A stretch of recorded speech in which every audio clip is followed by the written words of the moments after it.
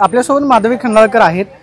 पुण्यातल्या राष्ट्रवादीच्या नेत्या रुपाली पाटील यांच्यावरती हकालपट्टीची कारवाई करावी अशी तुम्ही एक फेसबुक पोस्ट केली होती की राजकारणामध्ये या सगळ्या महिलेकडे बघितल्यानंतर मला राजकारणामध्ये यायचं नाही.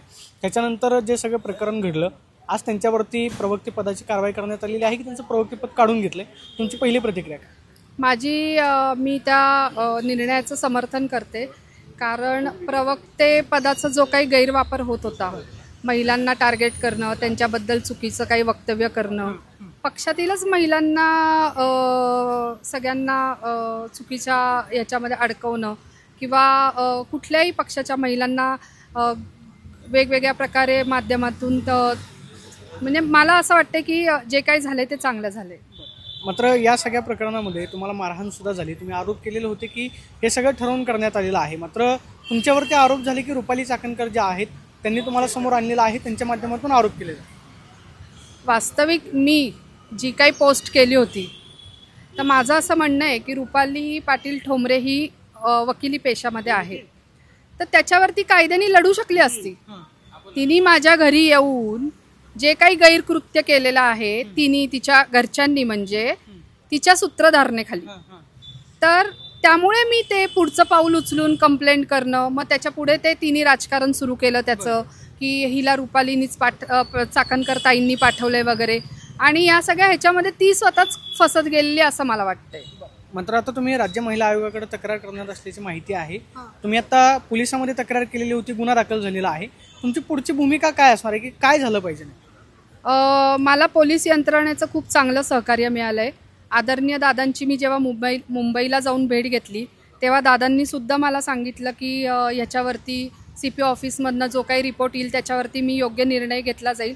त्यामुळे आत्तापर्यंत मी महिला आयोगाकडे खरंच तक्रार केली नाही, कारण मला ते अजून वाटलं नाही. पण मला आता असं वाटतंय की आज किंवा उद्याकडे मी महिला आयोगाकडे पण तक्रार करून ठेवणार आहे. रुपाली चाकणकर यांच्याशी काय बोलणं झालंय का?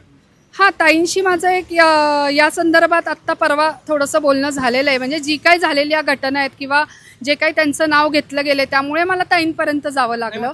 वास्तविक ताईंचा ह्याच्यामध्ये काही संबंध नव्हता, परंतु ते सतत मला ते जे काही ट्रोल केलं जात आहे की तिथं तू रुपाली चाकणकरांना बोलवलं वगैरे, तर तसं काही नव्हतं.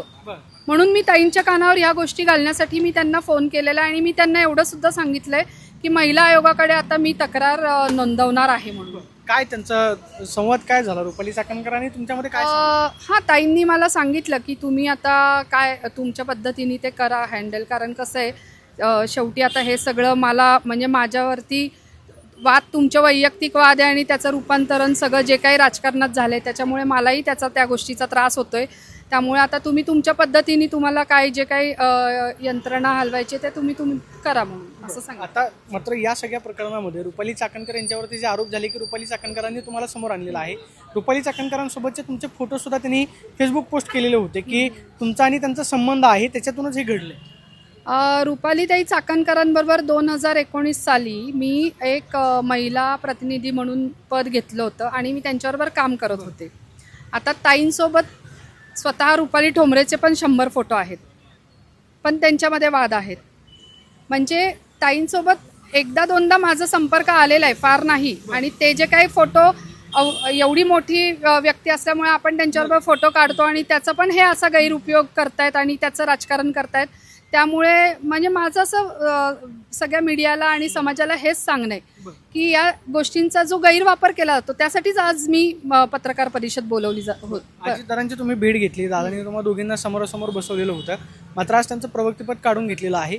आता हे सगळं प्रकरण नक्की थांबणार आहे कुठं? कारवाई नक्की कुणावरती झाली पाहिजे असं तुम्हाला वाटतं? माझं असं म्हणणं आहे प्रवक्तेपद काढून घेतलेलं आहे रुपाली ठोंबरे यांचं, तर ही एका दृष्टीने चांगलीच गोष्ट झालेली आहे. कारण म्हणजे सर्वसामान्य कुठल्याही आमच्या इथल्या नागरिकांना विचारलं तरी ते तुम्हाला हेच सांगतील.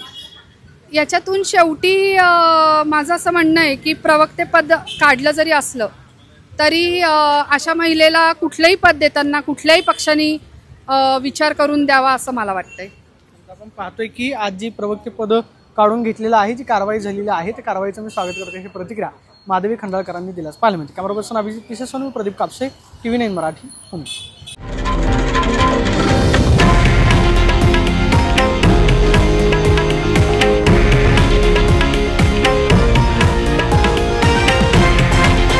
हे आहे देशातील नंबर 1 न्यूज नेटवर्क आणि आपण पाहत आहात TV9 मराठी, एकमेव.